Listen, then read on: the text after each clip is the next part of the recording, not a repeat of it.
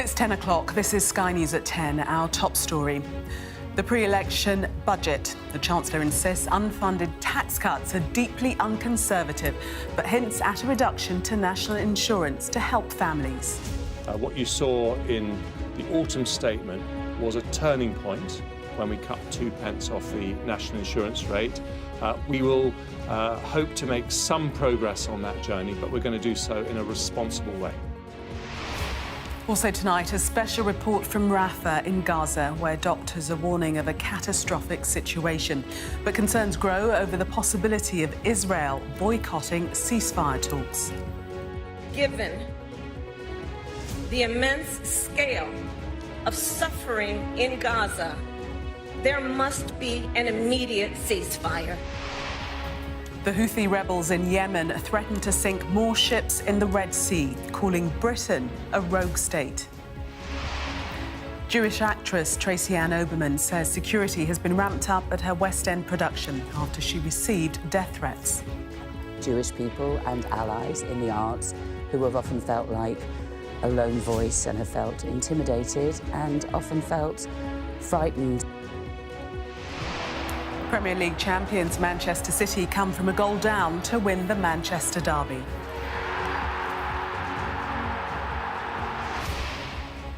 And we'll take a first look at tomorrow's front pages in our press preview from 10:30.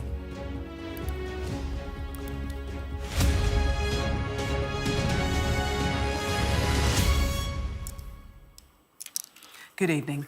The Chancellor played down the prospect of a big pre-election giveaway when talking to Sky News today, saying it would be unconservative to make tax cuts that were unfunded and increased borrowing.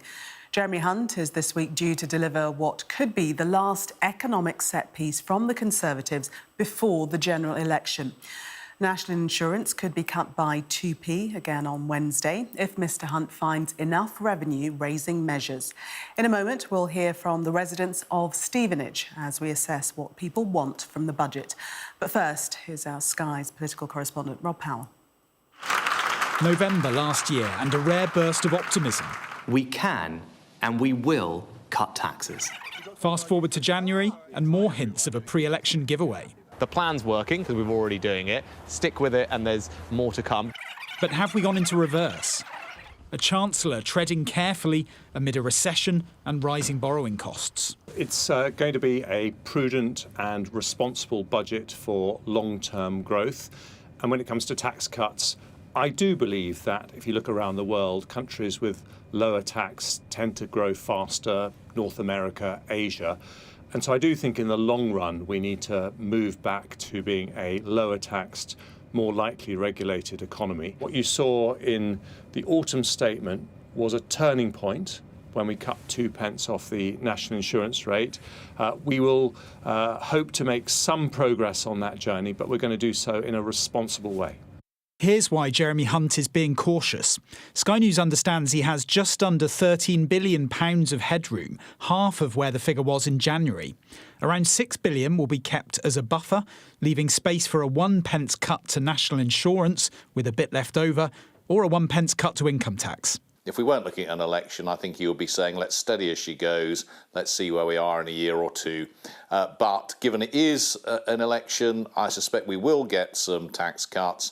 My guess, though, is that those will one way or another be undone after the election.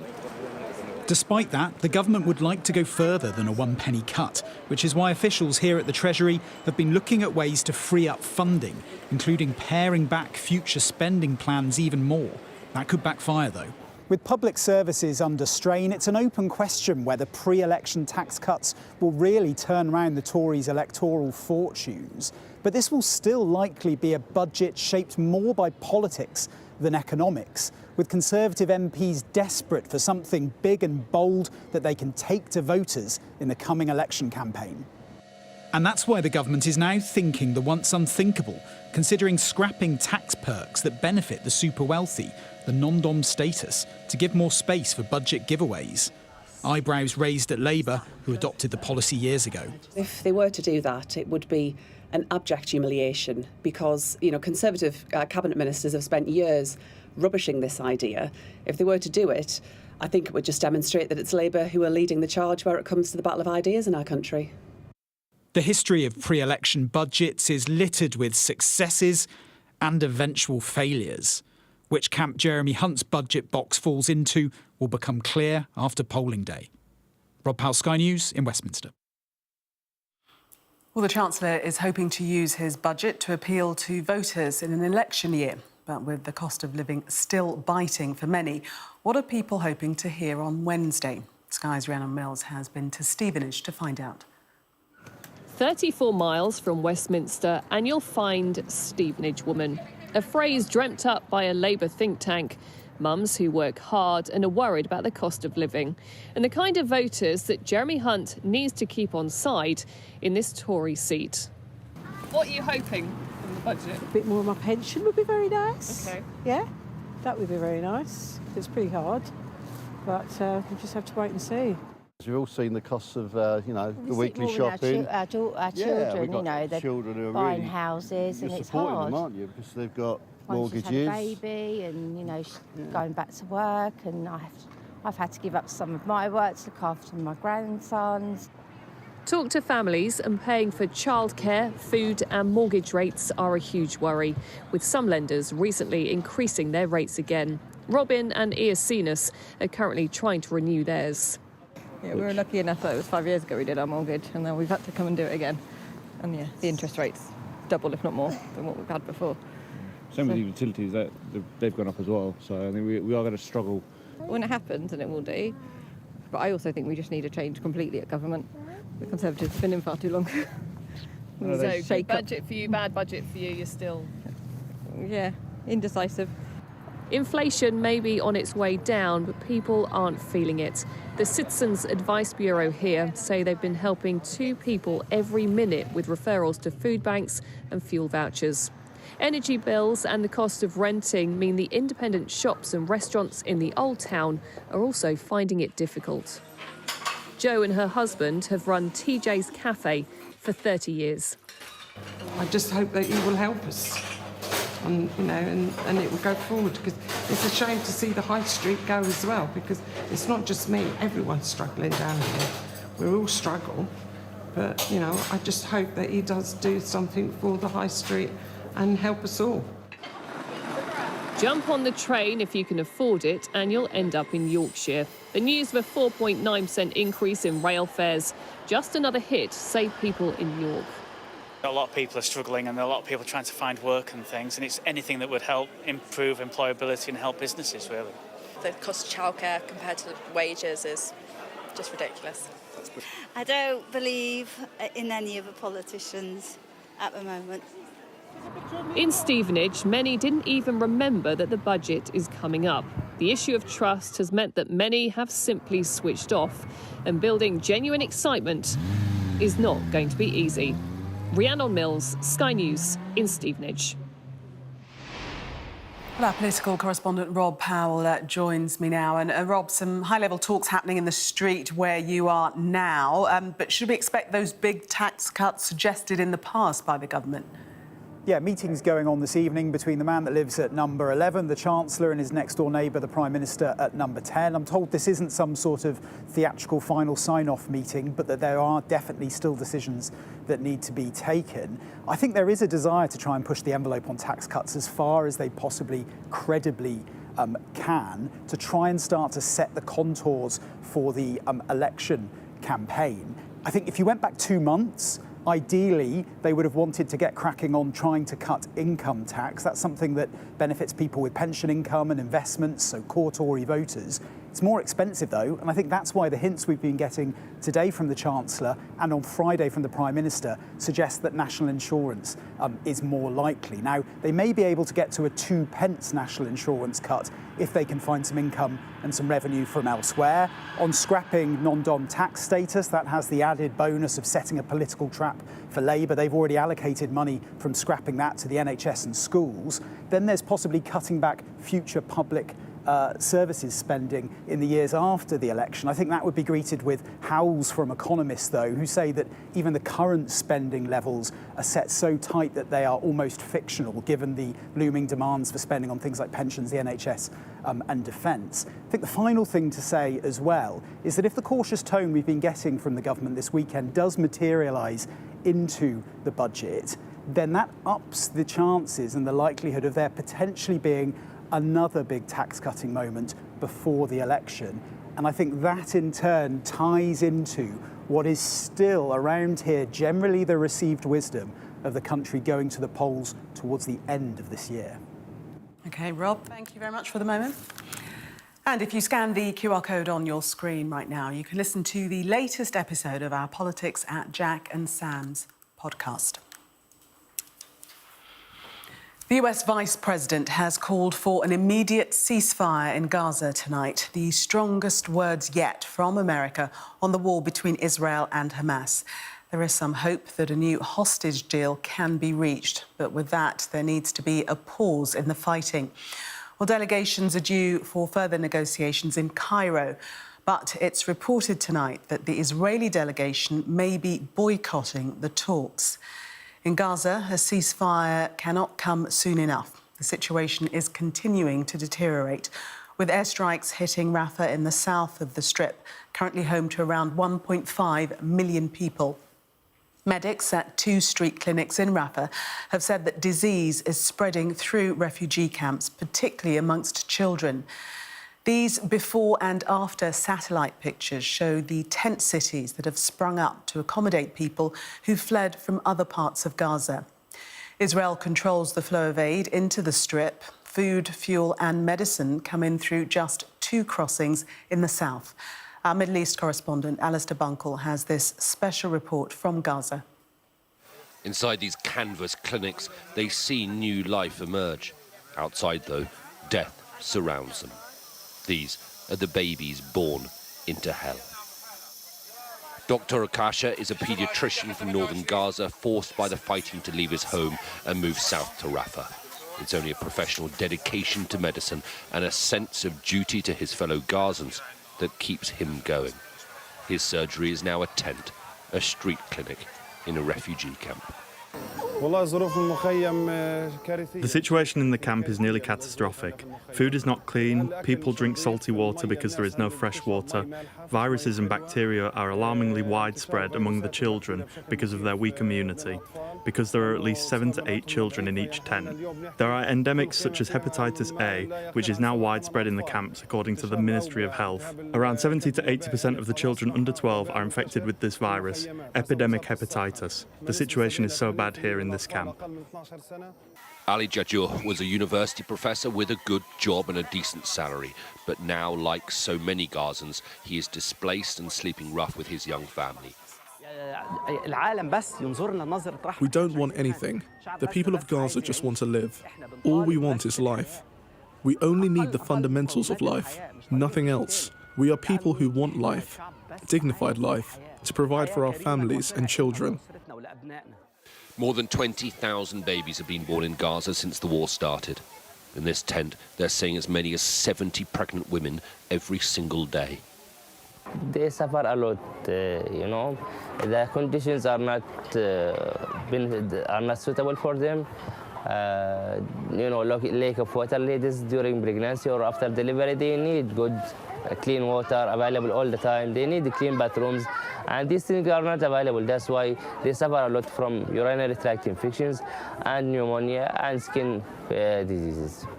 The doctors tell us that disease is now rife amongst children, particularly hepatitis, and more women are suffering from postnatal depression. Medicine has to be rationed for the patients who need it most. Hospital is only an option for the most urgent cases. Without the dedication of doctors, the death toll would be, without doubt, so much higher. They're fighting their own war, a war for medicine, clean water, and space to work safely. The line between life and death in Gaza now is desperately thin. Alistair Bunkle, Sky News, in Jerusalem. Let's go live now to our US correspondent, Mark Stone.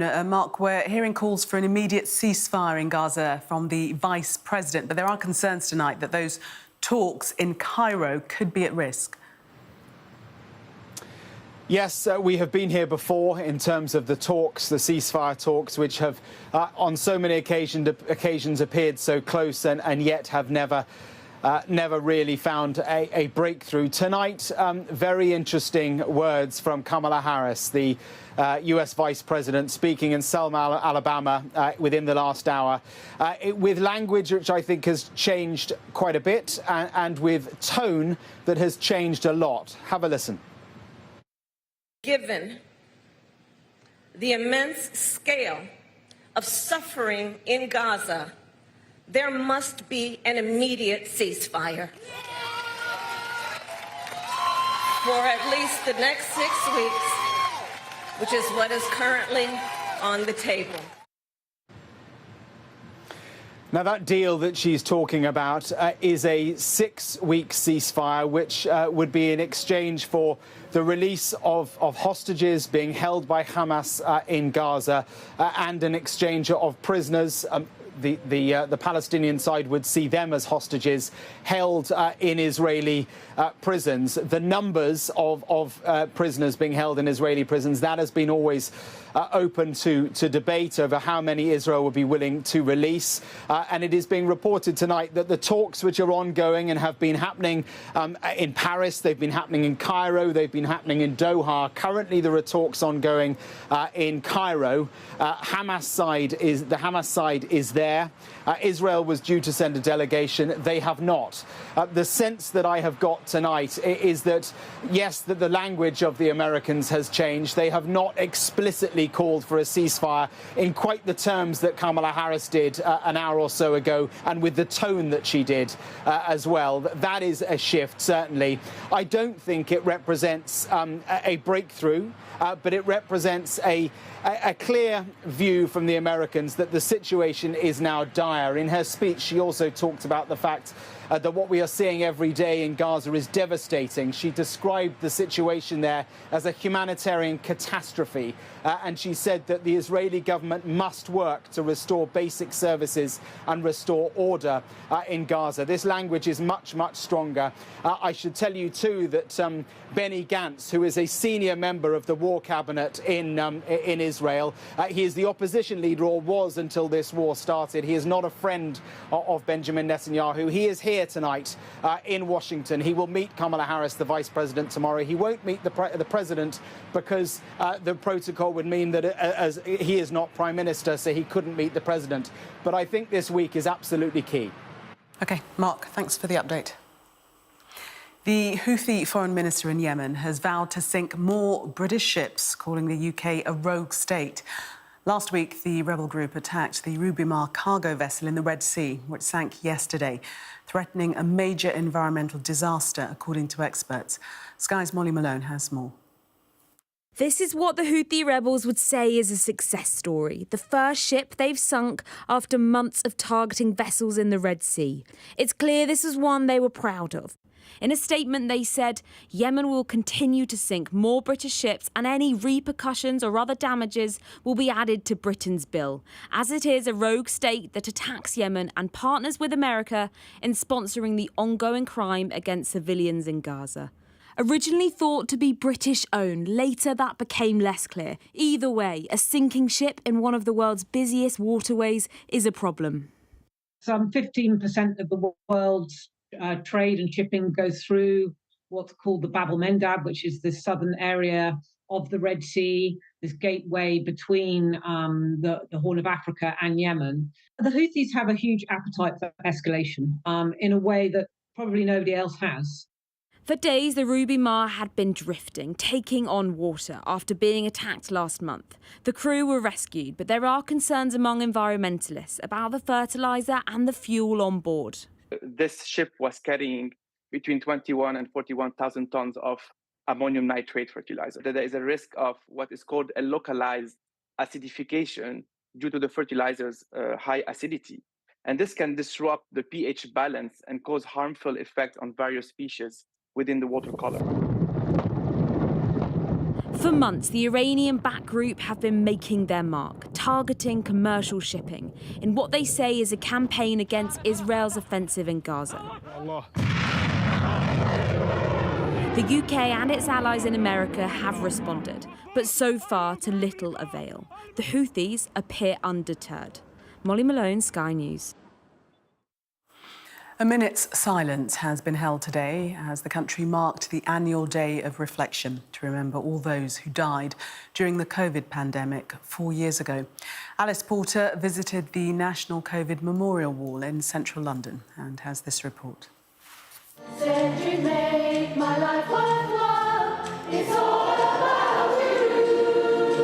Reflection, remembrance, and recognition of the lives lost in the pandemic. People across the UK came together to hold a minute's silence. Commemorations in London were held at the National COVID Memorial Wall in Westminster. Fran Hall is one of those responsible for the wall. She comes here to remember her husband, who died from COVID 3 weeks after their wedding. I came on the first day when we were painting hearts. Back in March 2021. That was the very first heart I painted, and I've gone over it since with masonry paint, and that's the one that I did for Steve. It would be good if the people who died from COVID were recognised in the same way that we recognise the people that died in the war.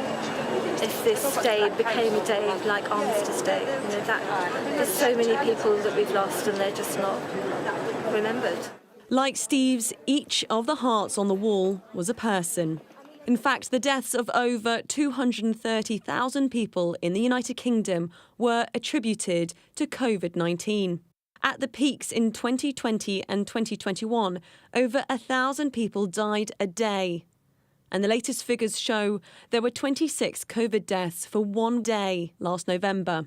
Today isn't just about those who lost their lives in the pandemic. It's also about the legacy of lockdown, which we're still very much feeling today. It impacted our healthcare system, our economy, and our children's education. School attendance has dramatically worsened. The Department for Education says more than 20% of students were persistently absent in the autumn and spring terms of the 2022 school year, double what it was before COVID.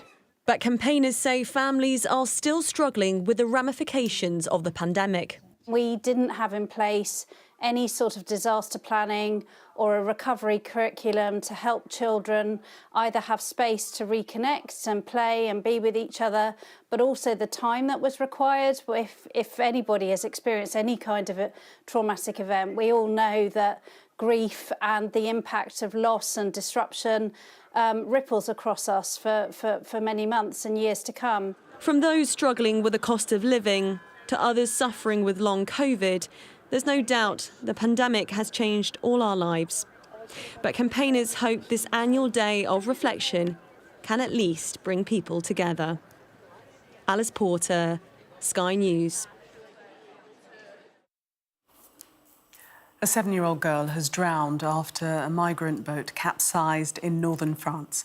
The boat carrying 16 people capsized around 20 miles from Calais in a canal in Watton.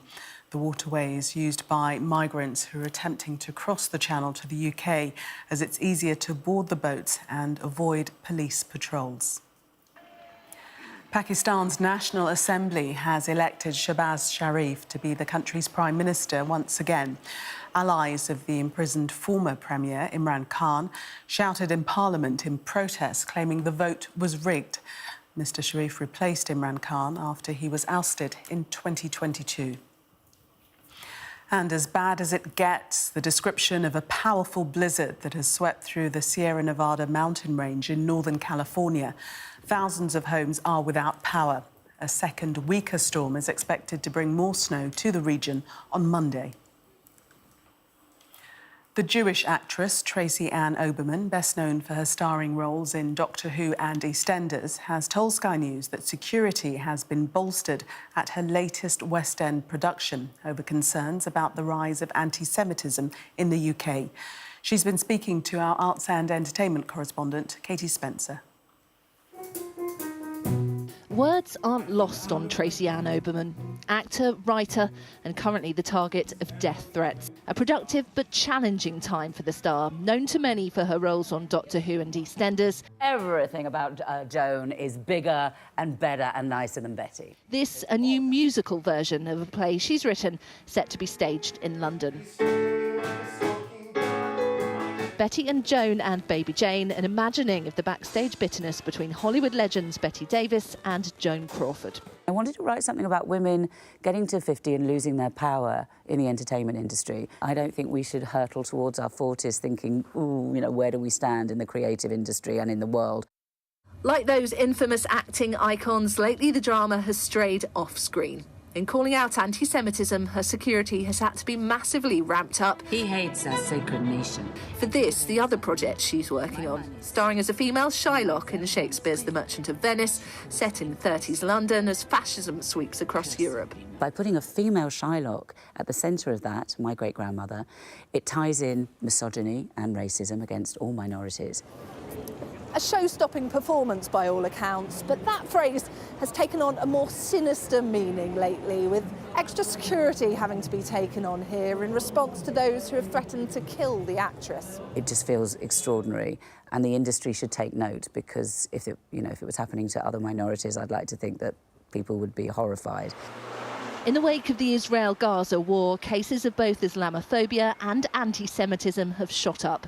She thinks her industry hasn't done enough to call it out. My identity has never felt a huge part of my creative life, but in recent years, particularly in the arts world, which likes to see itself as progressive and inclusive, I think I've ended up becoming a spokesperson for many Jewish people and allies in the arts who have often felt like a lone voice and have felt intimidated and often felt frightened to talk about their identity. Jewish people in Great Britain are suffering hugely for what's going on in a foreign country.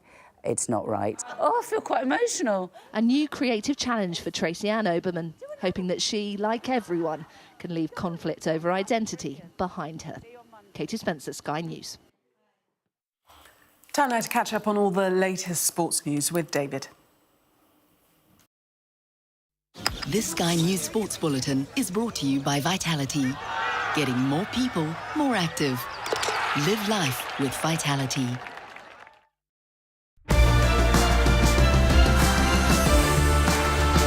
Now this signifies a corner, okay? I don't want this and I don't want that. I need the hand up here, okay? That is contested. It's school on a Sunday, but nobody's complaining, because the lesson is the laws of the game and the classroom is Villa Park. The FA wants to find 1,000 new black, Asian and mixed heritage referees from different communities around the country. It's part of the reflective and representative campaign. We want to increase the pool of referees from these communities at a grassroots level, with the hope that in the future that these individuals can then go through the refereeing progression pathway and then eventually referee within the Women's Super League and in the Premier League. Historically, maybe the interest wasn't there, but actually we haven't probably done enough to actually showcase what refereeing is about. You're going to go there and blow the whistle and give a direct free kick. A lot of challenges that people talked about, the themes were, referee courses were too expensive, and that's why we've employed a bursary scheme as part of this campaign. You two go. Going into grassroots football and going into it as a referee, with all the other challenges that I have, the other added challenge will be the discrimination angle. You need to blow the whistle and put your hand like this. It's got to be like this on every single cone. The achievements of Sam Allison, Rebecca Welsh and Sunny Singill have highlighted the importance of role models and mentors within refereeing, with new refs coming through having people to aspire to.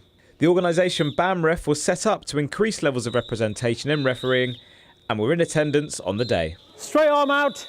Well, I've never seen this before. It's absolutely amazing to be part of a room full of young black, Asian, mixed heritage young people ready to start their refereeing journey. Do you remember when you first stepped into a room ready to do a referee course? I was the only female and I was the only black and Asian mixed heritage of that community. To see this happening right now, this is what we need. We need people to feel that they belong in refereeing. And we're going to stop, blow and give a penalty. Yeah, still got it there. What I'm really so pleased about today is the fact that we've got a huge, wide range, young 16-year-olds all the way up to adults, really. 12 years ago, it was literally, I walked into the room and it was a room full of about 45 people, and I was the only person of colour. When you look at the makeup of the football clubs, the players themselves, there's a very wide, diverse background. But actually onto the field of play, as the officials, no, there isn't. Over 200 people accessed the bursary scheme between September and January, with more to be added across 13 courses over February. Referee courses can cost up to £140, but were lowered to £40 this time round. I want to broaden my knowledge in football, and in future I wish to have a full-time career in football in some aspect, whether that's refereeing, coaching or whatever, but I just want to be involved in football because I love the game. What I like about reffing is that you don't have to be a great player or anything. It's just about showing your leadership skills and also enjoying the game alongside the players.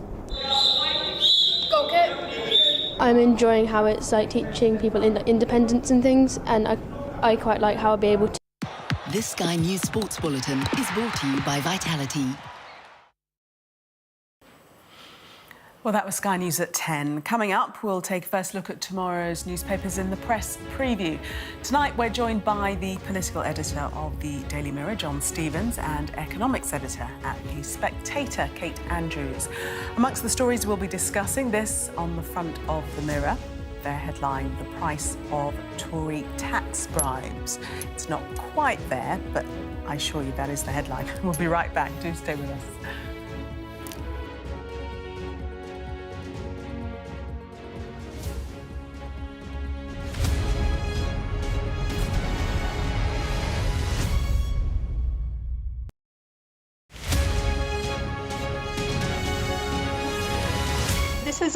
It was a bit of a Goldilocks moment for us. So we've been studying the marlins for a number of years now, interested in how they hunt. So marlins are a really fascinating fish in that they're usually solitary, but every year off the coast of Mexico, they flock there towards the sardines, and they basically hunt in packs in the same way that sort of lions or wolves do it. But the thing that's super interesting about marlins is they're usually by themselves. So there's no central coordination or alpha or anything like that. So we've been interested in how they hunt, and for a while we've been trying to work out how they coordinate those hunts. And it wasn't until we sort of had this perfect Goldilocks conditions of these flat seas, no wind, that we really saw this brightening, lighting up as they go into attack. And what we think is happening is that they're actually either signaling to their mates to back off, because obviously they've got a big weapon on their face, they don't want to damage it. But also it could just be sort of their excitement that they're going into hunt. So it was a pretty exciting thing to see. So we've known that they've been able to light up for years. You know, ask any fisherman, they'll be able to tell you that pretty quickly.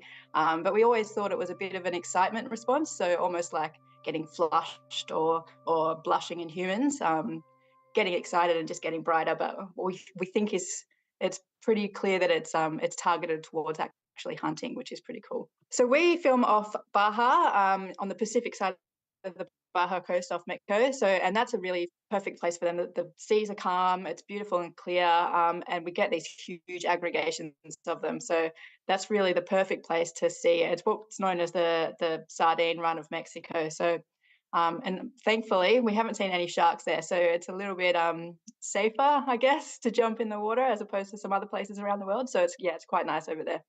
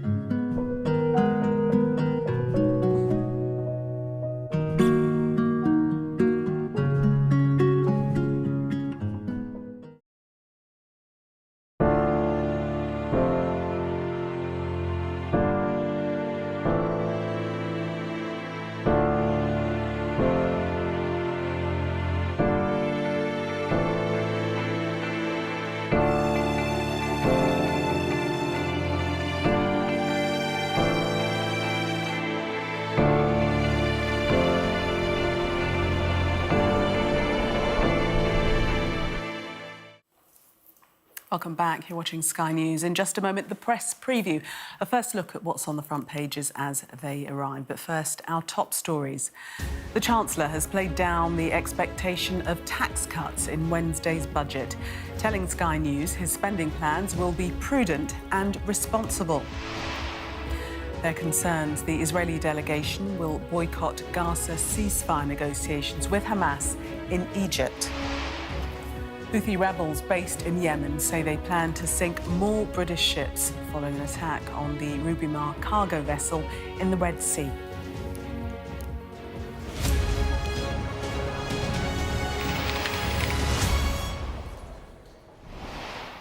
You are watching the press preview, a first look at what's on the front pages as they arrive. In the next half hour, we'll see what's making headlines with the political editor of the Daily Mirror, John Stevens, and economics editor at The Spectator, Kate Andrews. So let's see what's on some of those front pages for you now. Well, The Guardian claims Jeremy Hunt has been told the budget on Wednesday risks condemning Britain to a lost decade for living standards, leaving working families £1,900 a year worse off. The budget is also the lead for The Times, which says the Chancellor is drafting plans for up to £9 billion of tax rises and spending reductions to pay for a possible 2p cut in national insurance. The Mirror says all public services are in crisis amid fears Jeremy Hunt is plotting a budget tax giveaway. The Metro says a highly addictive drug prescribed for anxiety has been linked to the fastest rising death toll of any medication in Britain. The Mail claims care home residents are being looked after by unqualified migrants as Home Office loopholes to obtain visas are exploited. The FT reports OPEC members, led by Saudi Arabia and Russia, have extended cuts to oil production for another 3 months in an attempt to boost prices that have remained subdued despite rising geopolitical tensions. And The Star leads with a man who has retained his world record title after eating 34,000 Big Macs. We're not wanting to dispute that fact. It does seem like an awful lot. A reminder that by scanning the QR code you'll see on screen during the programme, you can check out the front pages of tomorrow's newspapers while you watch us. And we are joined tonight by the political editor of the Daily Mirror, John Stevens, and economics editor at The Spectator, Kate Andrews. Welcome to you both. Let's start with the Daily Mirror. Budget on Wednesday. The Mirror is giving a budget cuts warning, saying schools in crisis, hospitals in crisis, armed forces in crisis, as are councils, police, prisons, courts and even hospices. That's the price of the Tory tax bribes, as they are calling them. Kate. So one of the big questions in the autumn statement last year when Jeremy Hunt started the tax cut spree was, what do you have to do to find that money? And one thing that we discovered from the Office for Budget Responsibility, which is trying to calculate those numbers, is at the time with what was announced last autumn, that you would be looking at about £20 billion worth of real terms cuts in the next Parliament in order to pay for the tax cuts.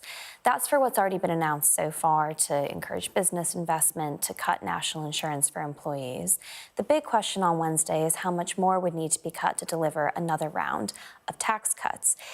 Jeremy Hunt has been playing down expectations over the past few weeks. He was hinting in January that we hadn't seen anything yet. The tax cuts were really coming now. He has completely rolled that narrative back. But we know there's going to be something. And I suppose the Mirror's point here is if that does include more spending cuts, where are they coming from? And are they realistic? Do we really think in the next Parliament you're going to see £20 billion plus worth of spending cuts from a Tory government or a Labour government? John. Yeah, I think the Tories have got themselves into a really tricky situation here. As Kate says, Jeremy Hunt for months has been saying tax cuts are coming on their way. We've had Rishi Sunak saying that as well. And now we've got closer to Wednesday. It doesn't seem like there is going to be the cash there to offer substantial tax cuts. And so it looks like they're going to find the money to do it somehow. And it's been suggested that one of the ways they could do that is by cutting public services. And I think that But politically, that could be a big mistake for them. You look at all the polling and people say, yes, tax cuts are great, but they also say they want investment in hospitals, they want investments in schools. And you've got the great list here of all the different crises in public services, whether that's schools, hospitals, councils. And as much as people want tax cuts, they also want, if they're ill, to be able to go to hospital, not to have to wait ages on a waiting list. They want to send their kids to a school where there's not the risk of the ceiling collapsing because of dodgy concrete. And I think there is a real risk here that if they do cut services and the opposition can say we're going back to austerity, that those tax cuts could be counterproductive, and it's not possibly where the public is at the moment. Kate, do you think that the Chancellor is playing down the prospect of tax cuts in order to give a much wanted surprise on Wednesday? There probably will be some kind of surprise. We used to see those from Chancellor Rishi Sunak back in the day. He's, of course, Prime Minister now, and I think still has a similar flair to his style, which he has passed on to Jeremy Hunt. They will want to pull a rabbit out of a hat. But I think what we saw this morning from the Chancellor was quite impressive, really. I mean, you could tell that there was no pep in his step. He was having to tell the public over and over again in the media round this morning that he's going to be prudent and responsible with the public finances. Frankly, it sounded like something that we used to hear when he and Rishi Sunak were first on Downing Street together, right after the Liz Truss mini-budget fiasco, when they were saying to the public, give us a bit of time to sort out the public finances, then you'll get your tax cuts. I think the difficulty is that it's been over a year, really, since that happened. It's been 18 months that they've been in there. If they're still not able to deliver the tax cuts, I agree with John that, for parts of the public, tax cuts won't be the priority. But for the Tory government and their base, it really is. And what they're able to deliver on Wednesday, if it's disappointing, especially to the grassroots of the Tory party, that's going to be an additional headache for the government. It is likely to be disappointing, isn't it, John? Because we know that at the beginning of the year, the figure was about 30 billion for the fiscal headroom, which in reality now is around half of that, well, 13 billion. So a big disappointment is coming down the track. Possibly. I think there is an element of expectation management that, I mean, we've talked about how for months they've talked about tax cuts are coming, and now they've realised you do need to get expectations in a sensible place. So maybe they do have some big offer on Wednesday. But you look at what happened. We had the Autumn Statement only in November where they took 2 percentage points off national insurance. Did that change the polls? No, it didn't at all. You look at the polls, and for the last 6 months, consistently, Labour has had a 20-point lead on the Tories. Taking 2 percentage points off national insurance didn't have an impact on the polls. And for some reason, you speak to Tory MPs and they're saying, well, if we just cut taxes, it will be fine and we may be able to cut the lead that Labour's got.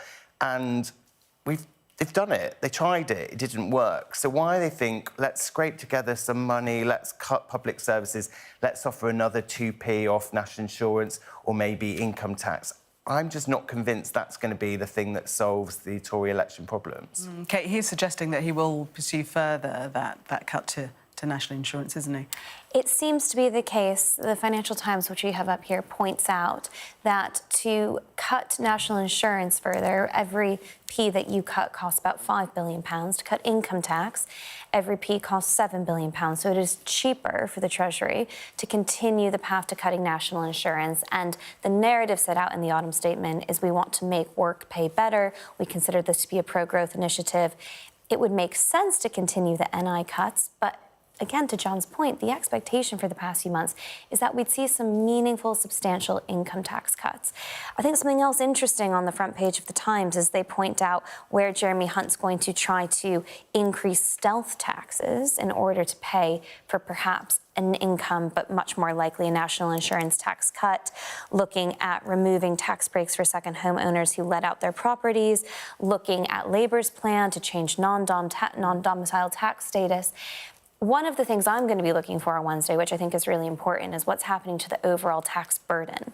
Because you can't say you're cutting taxes if the tax burden is still rising to a post-war high.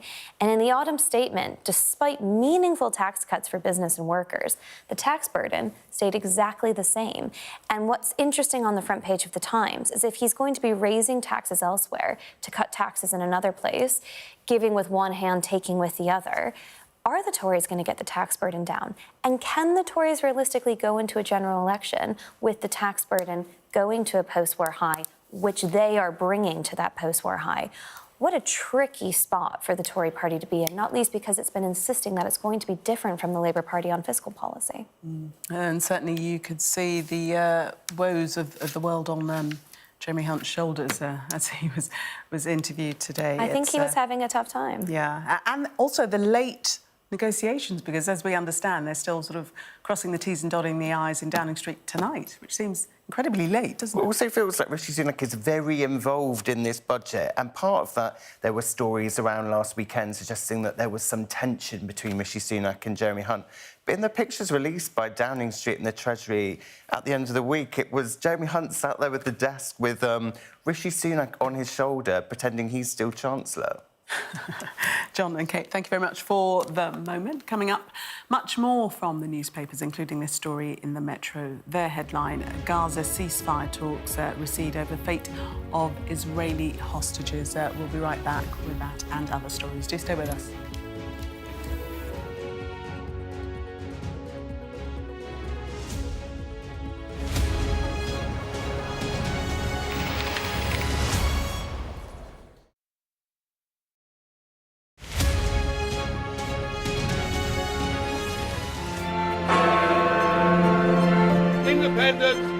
United Kingdom. These last few years have seen some huge stories. And these stories have been driven by politics, by politicians, the people in power. You must stay at home. And it's my job to figure out how these decisions made by politicians impact all of us in our everyday lives. This is the worst thing I've ever been through in my life. People turn up here with their child stuff in a black sack and just say, I don't want to. And that is what it is. It's first-class poverty. Is this an example of the welfare state failing? We take you to the heart of the stories that shape our world. These are stories that affect us all. Millions of children are now having to catch up. Some stories have changed all of our lives. Because like the residents, the staff are being infected. Politicians, they make decisions all of the time, and it's our job to hold them to account. I wonder if you will take this opportunity to apologise to those families. But in the end, the real power doesn't actually lie with the politicians. The real power lies with the people. I'm Nick Martin. I'm the People and Politics correspondent at Sky News.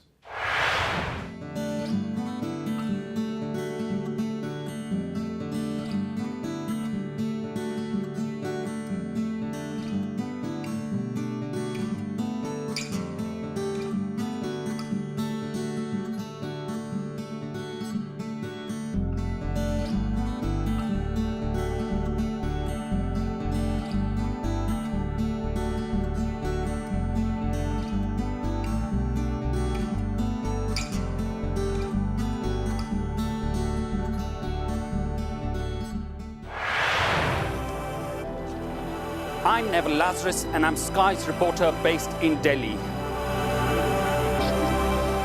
We take you to the heart of the story that shapes our world.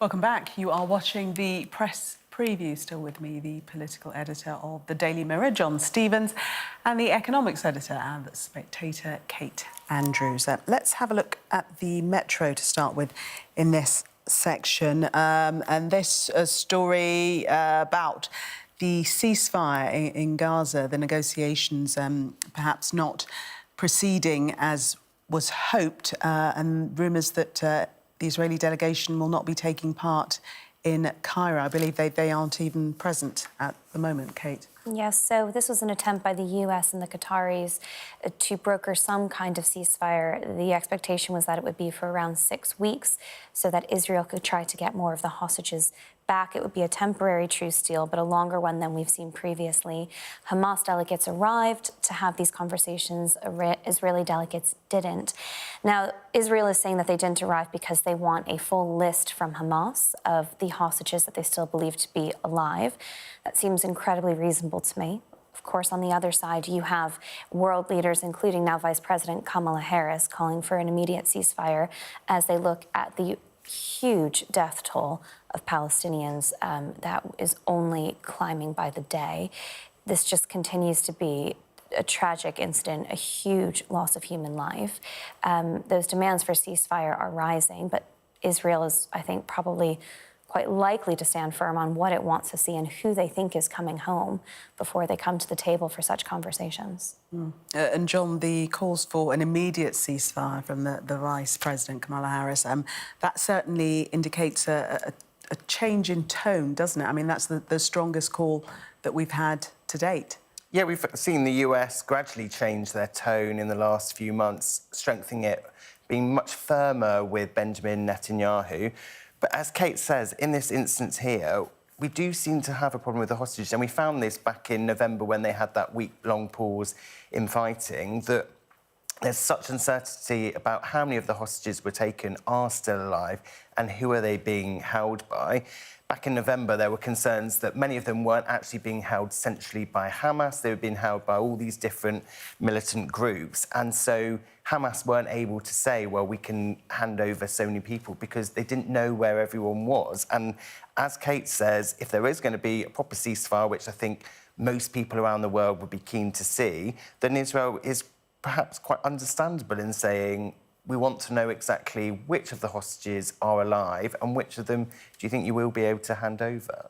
And Kate, certainly the talks have been hampered by the incident around the relief convoy, which Joe Biden did say would be an issue in going forward in terms of talks and negotiations. Yes, it's interesting to see how the US position has changed on this. It's also fascinating to see how Qatar has become such an important country in brokering this deal. And, you know, this is what the US used to pride itself on. And the fact that the US and the Qataris are teaming up here and trying to get both sides to the table, I think is a very interesting, in some ways, one might say worrying, but also interesting development in who really holds the power here and who's being listened to. But yes, that increase in escalation from the US, you know, it was weeks ago, really, that I think Joe Biden's commitment to what Israel was doing was incredibly firm. It's not to say that the US's commitment to Israel is shaken, but that narrative for calling for an immediate ceasefire from the vice president is a really meaningful shift in the tone. And John, certainly the airdrops from America point to the deterioration in this situation, don't they? Yeah, and you've got that picture there in the Metro of these food parcels starting to be dropped by the air. And we know that the awful problems there have been of getting aid into Gaza, that it is such a complicated system because you've got them coming in, there aren't big roads coming in, they have to be security checked, and then they go from one place to get unloaded from trucks and then loaded back into other trucks, that you can just see that there is just such a desperate need for help in Gaza that anything to get food in there, to get water in there, is obviously desperately needed. OK, let's turn to a domestic story on the front of the Daily Telegraph and the very shocking stats that the police haven't solved any burglaries in half of the country. Yeah, this is quite remarkable. This is a Telegraph analysis showing that no burglaries were solved in 48% of neighbourhoods in England and Wales over the past 3 years.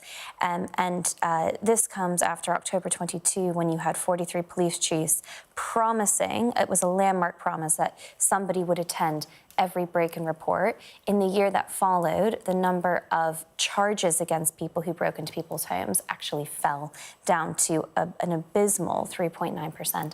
I mean, burglary is such an intimate crime. It is a huge betrayal of your full sense of safety and trust. These numbers are highly alarming. And there's some comments in here from the former victims commissioner about how breaking into one's home now feels like a free-for-all. It's very difficult to look at these figures and feel otherwise because your chances of getting away with it are incredibly high in 48% of the country. Yeah, and John, very quickly, anecdotally, people will tell you that when they do call the police, they very rarely attend. Yeah, that is a problem. And as Kate says, there is such a psychological impact. If you have someone burgle your home, the feeling that someone has been in there, especially if you're someone with children, that is an absolutely horrific thing to happen to you. And you want the police to do everything they can to catch the burglars. Indeed. John and Kate, thank you so much. We'll see you in the 11 o'clock hour. Do stay tuned for the 11 o'clock news.